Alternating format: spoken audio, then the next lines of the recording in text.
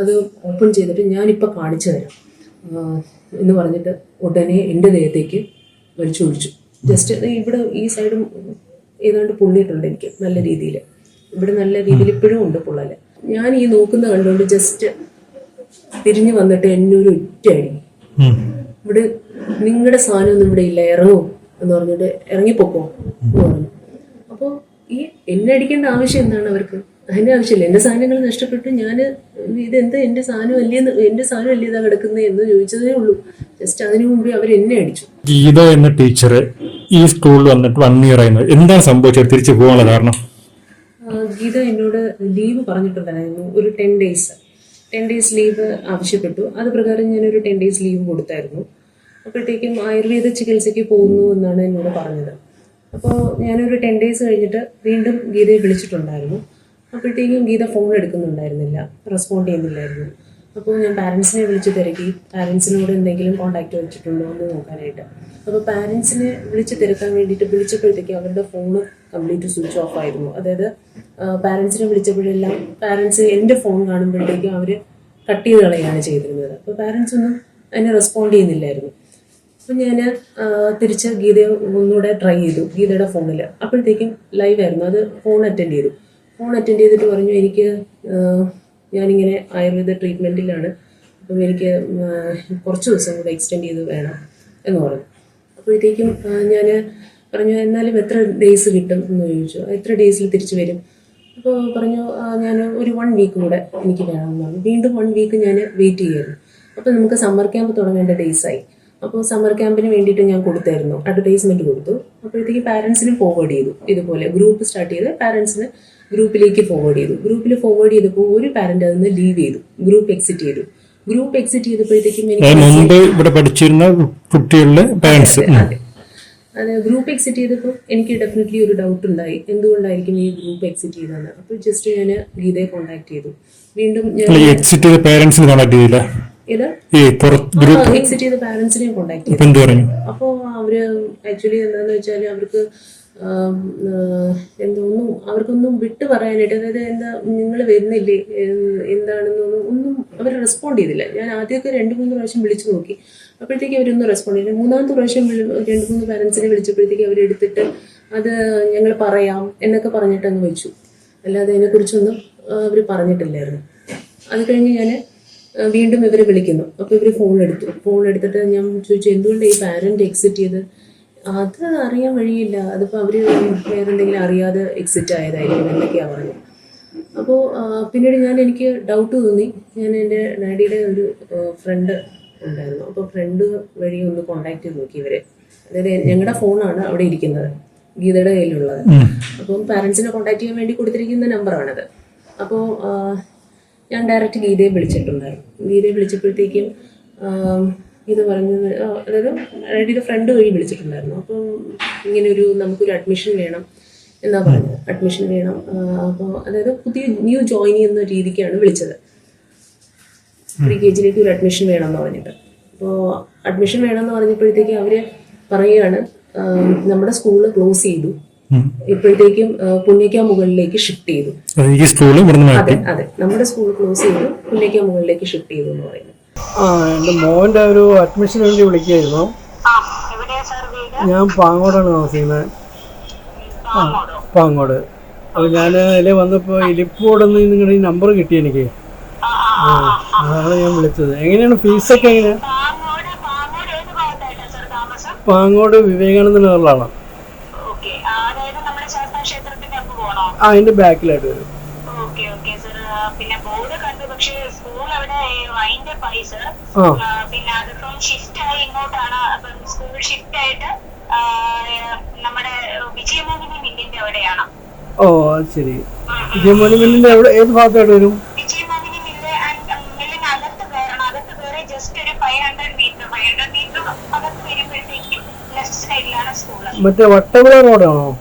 അതെ, Vattavila റോഡല്ല sir, Punnakkamugal road. അപ്പൊ ആ കയറ്റം കയറി വരണോ? ആ കയറ്റത്തിന്റെ അവിടെ തന്നെ, കയറ്റത്തിന്റെ അവിടെ ഗ്രാൻഡ് സൂപ്പർ മാർക്കറ്റ് ഉണ്ട്, അതിന്റെ നേരെ ഓപ്പോസിറ്റ് ആയിട്ട്. ഓ, ഗ്രാൻഡ് സൂപ്പർ മാർക്കറ്റ്. അറിയാതെ എന്നെ കണ്ടിട്ടുണ്ട്. ഫീസൊക്കെ എങ്ങനെയാണ്? ഏജ് കാറ്റഗറി ഇപ്പൊ 4 വയസ്സ് കഴിഞ്ഞു. 4 വയസ്സ് കഴിഞ്ഞു. അപ്പം സാറിന് LKG അഡ്മിഷൻ ആണോ ഉദ്ദേശിക്കണേ? അതെ അതെ അതെ. LKG അഡ്മിഷൻ പിന്നെ 3000 കോഷൻ ഡിപ്പോസിറ്റും 3.5 മന്ത്ലി ഫീസ്. ശരി. വാൻ ഒക്കെ ഉണ്ടോ? വാൻ സർവീസ് ഉണ്ടോ? വാൻ സർവീസ് സോഫാർ ഇല്ല, ബട്ട് ജൂണിൽ ഉണ്ടാവും. ഇപ്പൊ ഈ സമ്മർ ക്യാമ്പിൽ ഇല്ല വാന്, ജൂണിൽ വാൻ സർവീസ് ഉണ്ടാവും. ശരി. ശരി. ഓക്കെ. സാർ അപ്പൊ ഇലിപ്പോഴും ഈ നമ്പർ കണ്ടിട്ട് വിളിച്ചതാ? അതെ അതെ അതെ അതെ. സാർ വർക്കിംഗ് ആണോ? ഞാൻ വർക്ക് ചെയ്യുന്നു. ഞാനൊരു വേളിയിലൊരു കമ്പനിയിൽ വർക്ക് ചെയ്യുകയാണ്. കൊച്ചുവേളിയിലെ ഒരു കമ്പനിയിൽ വർക്ക് ചെയ്യണം. അതെ അതെ. മോനാണ്. മോന്റെ പേരോ? മോന്റെ പേര് ദീപു.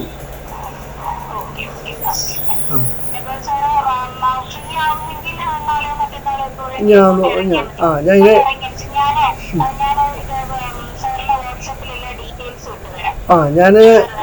2 ദിവസം ഇവിടെ കാണൂല. ഞാൻ ഒന്ന് എറണാകുളം വരെ പോവും. അപ്പൊ അതിനുശേഷം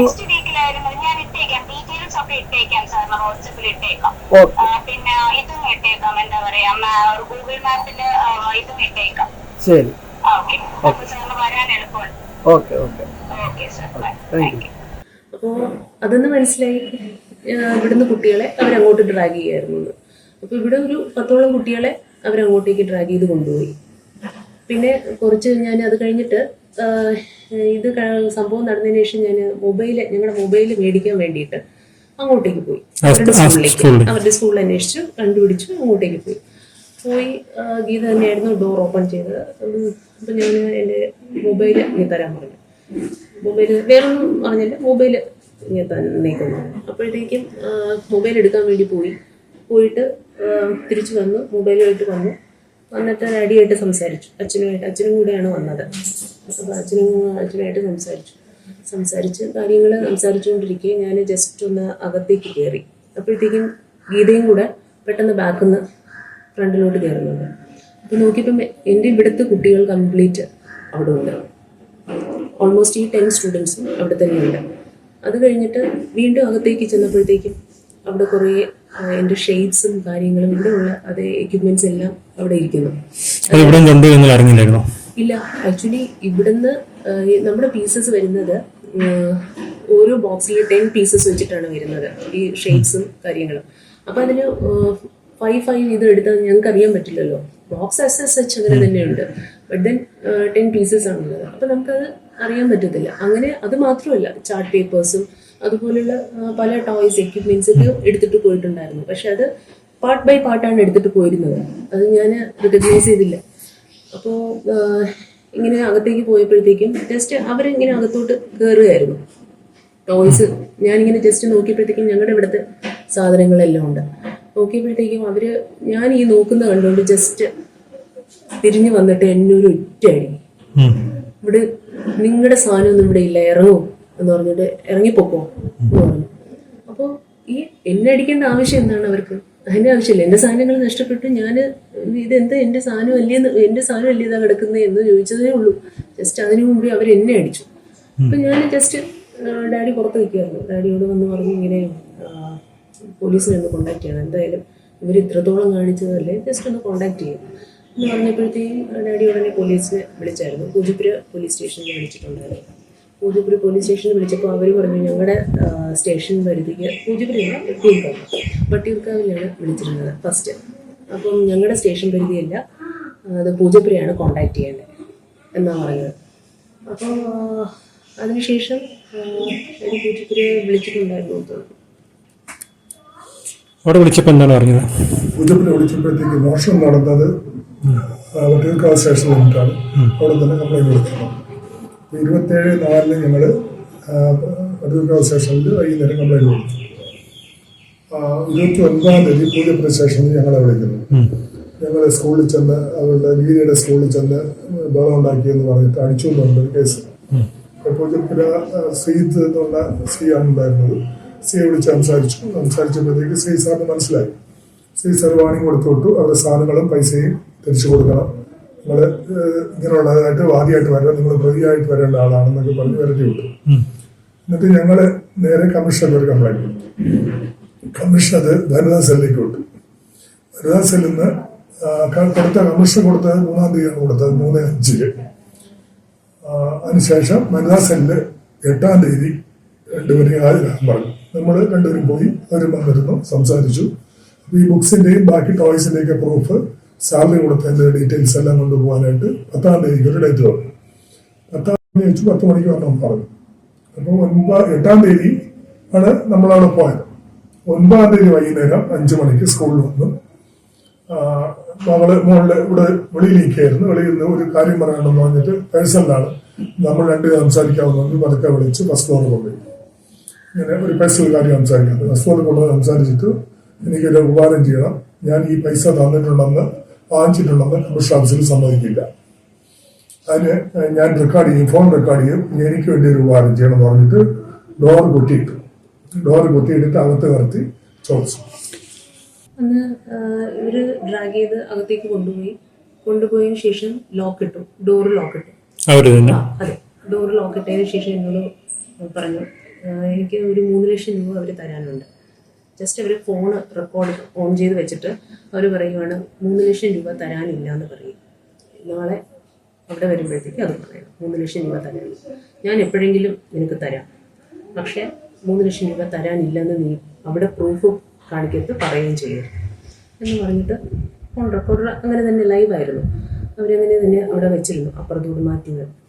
എന്നിട്ട് എന്ത് ചെയ്തു എന്ന് വെച്ചാൽ അവർ എന്നോട് പറഞ്ഞു, നീ ഇങ്ങനെ പ്രൂഫ് കാണിക്കുകയാണെന്നുണ്ടെങ്കിൽ, നീ ഇതിനെക്കുറിച്ച് പറയുകയാണെന്നുണ്ടെങ്കിൽ എനിക്കറിയാം എന്ത് ചെയ്യണമെന്ന് എനിക്കറിയാം എന്ന് പറഞ്ഞിട്ട് അവർ പെട്ടെന്ന് തൊട്ടപ്പുറത്ത് വെച്ചേക്കുന്ന ബാഗ്, അതായത് ഇവർ ഊരി വെച്ച ബാഗാണ് അതിനകത്ത്. അപ്പോൾ അതിനകത്തുനിന്ന് പെട്ടെന്ന് അവർ ആ ബോട്ടിൽ വലിച്ചെടുക്കുകയാണ്. ബോട്ടിലിനകത്ത്, അതായത് മുരളിയുടെ മിൽക്ക് ബോട്ടിലാണ് ഇവർ സ്റ്റോർ ചെയ്തേക്കുന്നത്. അപ്പം അത് ഞാൻ കണ്ടത് ഒരു യെല്ലോ ലിക്വിഡാണ്, പെട്രോളാണ്. അത് പെട്രോൾ ആണെന്നാണ്. പക്ഷേ ഇപ്പോൾ പോലീസുകാരുടെ അടുത്ത് ചോദിച്ചപ്പോഴത്തേക്ക് അവർ അതിൻ്റെ സ്മെല്ല് വന്നിട്ട് കെറസിൻ ആണെന്ന് പറഞ്ഞു. പക്ഷേ ഞാൻ കണ്ടത് പെട്രോൾ തന്നെയാണ്, അത് യെല്ലോ ലിക്വിഡ് എന്ന് തന്നെയാണ് ഞാനത് പറഞ്ഞത്. അപ്പോൾ അവർ ജസ്റ്റ് അത് ഓപ്പൺ ചെയ്തിട്ട് ഞാനിപ്പോൾ കാണിച്ചു തരാം എന്ന് പറഞ്ഞിട്ട് ഉടനെ എൻ്റെ ദേഹത്തേക്ക് വലിച്ചൊഴിച്ചു. ജസ്റ്റ് ഇവിടെ ഈ സൈഡും ഏതാണ്ട് പൊള്ളിയിട്ടുണ്ട് എനിക്ക് നല്ല രീതിയിൽ, ഇവിടെ നല്ല രീതിയിൽ ഇപ്പോഴും ഉണ്ട് പൊള്ളല്. അപ്പോൾ അത്രയും ഫുൾ ഒഴിച്ചില്ല, ഒരു കുറച്ച് ബാക്കി വെച്ചിട്ട് അത്രയും ഒഴിച്ചു, അതായത് ഓൾമോസ്റ്റ് ഒഴിച്ചതിന് ശേഷം അതെ ഒഴിച്ചപ്പോഴത്തേക്കും ഇത് ഇവരെന്താ ചെയ്യുന്നതെന്ന് എനിക്കറിയില്ലല്ലോ. അപ്പോൾ അന്ന് ഉടനെ ഇത് സംസാരിച്ചു. അത് കഴിഞ്ഞിട്ട് ഞാൻ കാണിച്ചു തരാമെന്ന് പറഞ്ഞിട്ട് എടുത്ത് ഫോൺ ലൈവ് റെക്കോർഡിങ്ങിലാണ്, ഞാൻ കാണിച്ചു തരാമെന്ന് പറഞ്ഞിട്ട് എന്നെയാണ് ഒഴിച്ച് കംപ്ലീറ്റ് ചെയ്ത് ഫുൾ ഇതായതിനു ശേഷം അവർ ലൈറ്റർ പെട്ടെന്ന് എടുത്തിട്ട് ലൈറ്റർ കത്തിച്ചപ്പോഴത്തേക്ക് ഞാൻ ആ പാടെ ടെൻഷനായിപ്പോയി. ഞാൻ എന്ത് ചെയ്യുന്നു വെച്ചാൽ ഇവർ മാറ്റാൻ നോക്കുന്നു, ഇവർ മാറുന്നില്ല, ഇവർ ഉടനെ എന്നെ കെട്ടിപ്പിടിക്കുന്നു. എന്നെ പിടിച്ചിട്ട് നല്ലോണം ടൈറ്റ് ചെയ്ത് പിടിച്ചിട്ട് ഞാനിപ്പോൾ കത്തിക്കും എന്ന് പറഞ്ഞിട്ട് കത്തിക്കാൻ വേണ്ടിയിട്ട് ഇങ്ങനെ കാണിച്ചുകൊണ്ടിരിക്കുന്നത്, ലൈറ്റർ ഓൺ ചെയ്ത് കാണിച്ചുകൊണ്ടിരിക്കുന്നത്. അപ്പോഴത്തേക്ക് എന്നോട് എന്താ പറയുക, ഞാൻ ഈ ഫോൺ റെക്കോർഡർ ഓൺ ചെയ്ത് വെച്ചേക്കല്ലേ, എന്നിട്ട് അതിലേക്ക് ഇവർ ഷൗട്ട് ചെയ്യുന്നു. ഞാൻ ഷൗട്ട് ചെയ്യുന്നതിന് പുറമെ ഇവർ തന്നെത്താനെ ഷൗട്ട് ചെയ്യുന്നു, എന്നെ പിടിച്ചു വെച്ചിട്ട്. എന്നിട്ട് അത് കഴിഞ്ഞ് ഞാൻ പുറത്തേക്ക് ഓടാൻ വേണ്ടി ട്രൈ ചെയ്യുന്നു. അപ്പോഴത്തേക്ക് ഇവർ ആ ബോട്ടിലിരിക്കുന്ന കുറച്ച് ലിക്വിഡ് എടുത്ത് തനിയെ ഈ ഡ്രസ്സിന്റെ താഴോട്ടേക്ക് ഒഴിക്കുന്നു, കുറച്ച്. അപ്പം ഞാൻ ഇങ്ങനെ അതിന്റെ വെപ്രാളത്തിൽ ഇങ്ങനെ ഓടാൻ വേണ്ടി അപ്പം നോക്കിയപ്പോഴത്തേക്ക് അവർ ആ ലിക്വിഡ് എടുത്ത് വെച്ച് ഇങ്ങനെ ഒഴിക്കുന്നു. പെട്ടെന്ന് ഞാൻ ആ സമയം കൊണ്ട് എനിക്ക് ഇത് തട്ടി മാറ്റി ലോക്ക് ഇളക്കി ജസ്റ്റ് ഓടി ജസ്റ്റ് സ്റ്റെപ്പ് ഇങ്ങനെ താഴോട്ടേക്ക് വരുന്ന സമയത്ത് ഇവരെന്തല്ലോ ഈ ദീപ ഇവിടെ കിടന്ന് വിളിക്കുമായിരുന്നു. അതായത് ദീപ എന്ന് പറയുന്ന ഇവിടുത്തെ ആയയാണ്. ആയ വന്നിട്ട് ഭയങ്കര ഷൗട്ട് ചെയ്തു, അതായത് മാഡത്തിന് വിട് എന്ന് പറഞ്ഞ് നല്ല രീതിയിൽ ഷൗട്ട് ചെയ്തപ്പോഴത്തേക്കും അവളിങ്ങനെ ഓടി വന്നിട്ട്, അതായത് ഗീത ഓടി വന്നിട്ട് ദീപ ഇങ്ങനെ കഴുത്തിലോട്ട് പിടിച്ച് ചെവറിലോട്ട് ചേർത്ത് വെച്ചു, അതിൻ്റെ മുടിയിലേക്ക് പിടിച്ച് നല്ല രീതിയിൽ വലിച്ചു. അത് കഴിഞ്ഞതിന് ശേഷം ദീപയുടെ ഫോണ് പിടിച്ച് മേടിക്കാൻ നോക്കി, അതായത് ദീപ ആരെയും വിളിക്കരുതെന്ന് വന്നിട്ട് ഫോൺ. അപ്പം ദീപയുടെ കയ്യിൽ ഇവിടുത്തെ ഒരു കുട്ടി ഉണ്ടായിരുന്നു. അപ്പം ആക്ച്വലി സ്കൂള് വർക്കിംഗ് ആയിരിക്കുന്ന സമയത്താണ് ഇവരിത് ചെയ്തിരിക്കുന്നത്. അപ്പോൾ ആ കുട്ടിയും വെച്ചിട്ടാണ് ദീപ ഇവരുമായിട്ട് ഇത് ചെയ്യുന്നത്, ഇവരുടെ നിന്നൊന്ന് രക്ഷപ്പെടാൻ വേണ്ടിയിട്ട്. അപ്പോൾ ആ സമയത്ത് ഇവർ തിരിച്ച് വീണ്ടും കയറി വന്നു, അതായത് ആ സ്റ്റെപ്പിൽ തന്നെ വീണ്ടും കയറി വന്നു. എന്നിട്ട് വീണ്ടും ആക്രമിക്കാൻ നോക്കുകയാണ് എന്നെ. എന്നിട്ട് ഞാൻ വേഗം താഴോട്ടേക്ക് ഇറങ്ങി. താഴോട്ടേക്ക് ഇറങ്ങിയപ്പോഴത്തേക്ക് എനിക്ക് ചെറുതായിട്ടൊരു സ്മെല്ല് ഫീൽ ചെയ്യുന്നുണ്ടായിരുന്നു, എന്തോ കരിയുന്ന പോലത്തെ ഒരു സ്മെല്ല്. അത് എന്ത് സ്മെല്ലാന്ന് എനിക്ക് മനസ്സിലായില്ല. അപ്പോൾ ജസ്റ്റ് ഇങ്ങനെ ഓടി പുറത്തേക്ക് ഇറങ്ങിയപ്പോഴത്തേക്കും ഇവർ വീണ്ടും പുറകുനിന്ന് ഓടി വരുന്നു. പുറകുനിന്ന് ഓടി വീണ്ടും അവിടെ ഒരു ഹാവോക്ക് ഉണ്ടാക്കി വീണ്ടും കത്തിക്കാൻ വേണ്ടിയിട്ട് വരുന്നു. എന്നിട്ട് അവർ ഞാനിങ്ങനെ ജസ്റ്റ് ഫോൺ എടുക്കാൻ വേണ്ടി നിന്നപ്പോഴത്തേക്ക് ദീപ മനു എന്ന് പറയുന്ന ഒരു ഓട്ടോ ആളിനെ വിളിച്ചു. അപ്പോൾ അവിടെ 2 പേരുണ്ടായിരുന്നു. അപ്പോൾ ഒരാളിങ്ങനെ ഓടി വന്നിട്ട് മാഡത്തിൻ്റെ ബാഗ് കത്തുന്നുണ്ട്, ബാക്കിൽ മുടി കത്തുന്നുണ്ട് എന്ന് പറഞ്ഞിട്ട് ജസ്റ്റ് ഒന്ന് അടയ്ക്കുകയാണ് ഉണ്ടായത്. അപ്പോൾ അത് കഴിഞ്ഞിട്ട് പിന്നെ ഞാൻ അച്ഛനെ കോണ്ടാക്ട് ചെയ്തു. ഫയർഫോഴ്സ് വന്നു, അത് കഴിഞ്ഞ് പോലീസ് വന്നു. ഉടനെ തന്നെ ഞങ്ങൾ ഇതിൻ്റെ ഇതെല്ലാം കൂടെ, അതായത് ഡ്രസ്സ് ഉൾപ്പെടെ പ്രൂഫായിട്ട് കൊണ്ടുപോയി വലിയവിള. ആ സ്ത്രീ ഇപ്പോൾ അവിടെ ഇല്ലായിരുന്നോ? പോലീസൊന്നും ഇപ്പോൾ ഇല്ലായിരുന്നു, രക്ഷപ്പെട്ടു. ഞാൻ മൊബൈൽ എടുത്ത് വിളിക്കുന്നതിന് മുന്നേ ആള് കടന്നോളാം. അതിനുശേഷം പിന്നെ കണ്ടിട്ടുണ്ടോ അവര്? അതിനുശേഷം പിന്നെ ഇവിടുത്തെ ഒരു ദിവസം ഡേ ബിഫോർ യെസ്റ്റർഡേ പുറത്ത് പോയപ്പോഴത്തേക്ക് കണ്ടിട്ടുണ്ടായിരുന്നു. ഇതുപോലെ എലിക്കോട് ജംഗ്ഷനിൽ വന്നിട്ട് ഇവിടെ വന്നതാണെന്ന് അറിഞ്ഞിട്ടോ, അന്ന് ഹോളിഡേ ആയിരുന്നു ഇവിടെ. അപ്പോൾ അവിടെ എലിക്കോട് ജംഗ്ഷനിൽ വന്നിട്ട് വീണ്ടും വട്ടിയൂർക്കാവല്ല വലിയവിള ജംഗ്ഷനിൽ വന്ന് ബസ് കയറി പോകുന്നതുണ്ടായിരുന്നു. വീട് വേണം, മലയങ്കീഴാണ്. ഈ താങ്കൾ പെട്രോൾ ഒഴിച്ച് തീ കൊളുത്തി, അതിനെതിരെ കേസെടുത്തായിരുന്നോ? കേസെടുത്ത്, അതായത് അവര് ഇതുവരെയും, അതായത് FIR ഫയൽ ചെയ്തിട്ടുണ്ട്. പക്ഷെ ഇതുവരെയും കേസിൽ ഒരു പ്രോഗ്രസ്സും ഉണ്ടായിട്ടില്ല. ചോദ്യം ചെയ്യാൻ വിളിക്കൊന്നും ചോദ്യം ചെയ്ത് ആദ്യം ഒരിക്കൽ പോയി, പിന്നീട് ഞാൻ FIRന്റെ കോപ്പി മേടിക്കാൻ പോയപ്പോൾ അവർ അന്ന് വീണ്ടും ചോദ്യം ചെയ്തു. വീണ്ടും അവിടെ ഇരിക്കുന്ന പോലീസുകാർ കംപ്ലീറ്റ് എൻ്റെ അടുത്ത് ക്വസ്റ്റ്യൻ ചോദിച്ചു. അതിനുശേഷം വീണ്ടും ഒന്നുകൂടെ ചെക്ക് ചെയ്യാൻ വേണ്ടി വനിതാ പോലീസ് വന്ന് ഒന്നുകൂടെ എൻ്റെ ബോഡി ചെക്ക് ചെയ്തു. കാരണം അവർ ചോദിക്കുകയുണ്ടായി, നിങ്ങൾക്ക് എവിടെയാണ് കത്തിയത്, ഇവിടെ കത്തിയോ, കത്തിയിട്ടുണ്ടോ എന്നൊക്കെ ചോദിച്ചു. അപ്പോൾ കത്തിയിട്ടുണ്ടോ എന്ന് ചോദിക്കുമ്പോഴത്തേക്കും നമുക്ക് നമ്മുടെ ഒരു സേഫ്റ്റി ഒരു ഇഷ്യൂ ആണല്ലോ. അപ്പോൾ കത്തിയിട്ടുണ്ടെന്ന് പറഞ്ഞിട്ട് പോലും അവർക്കൊരു വിശ്വാസമില്ല. പിന്നെ അത് കഴിഞ്ഞതിന് ശേഷം വനിതാ പോലീസ് വന്ന് വീണ്ടും ഒന്നുകൂടി ചെക്ക് ചെയ്തിട്ട് വന്നതിന് ശേഷം പറഞ്ഞു ഇവിടെ അടയാളം ഉണ്ട് എന്ന് പറഞ്ഞപ്പോഴത്തേക്കാണ് അവർ പിന്നീട് ഫർദർ ക്വസ്റ്റ്യനിങ് ഇല്ലായിരുന്നു. അപ്പോൾ ഞാൻ ആക്ച്വലി FIRന്റെ കോപ്പി മേടിക്കാനാണ് പോയത്. ഇതൊരു വലിയൊരു സെക്യൂരിറ്റി ഇഷ്യൂ തന്നെയാണ്. ഇവരെങ്ങനെ അറസ്റ്റ് ചെയ്യാതെയും തുടർ നടപടികൾ എടുക്കാതെ ഇരുന്ന് വിളിച്ച് അവർ ചോദ്യം ചെയ്യുക, ഫോണിൽ കോൺടാക്ട് ചെയ്തിട്ടുണ്ടായിരുന്നു.